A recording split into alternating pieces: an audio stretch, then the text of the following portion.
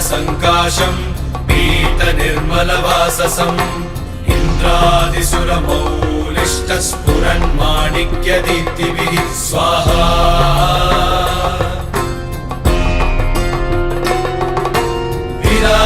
विराजितपदद्वन्द्वम् शङ्खचक्रादिहेतिभिः गरुत्मता च विनयात् स्तूयमानं मुदान्वितं स्वाहा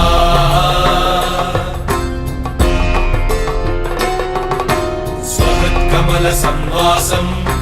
कृत्वा तु कवचं पठेत् नृसिंहो मे शिरः पातु लोकरक्षार्थसम्भवः स्वाहा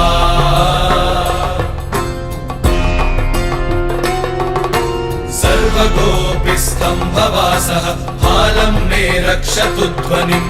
नृसिंहो मे दृशौ पातु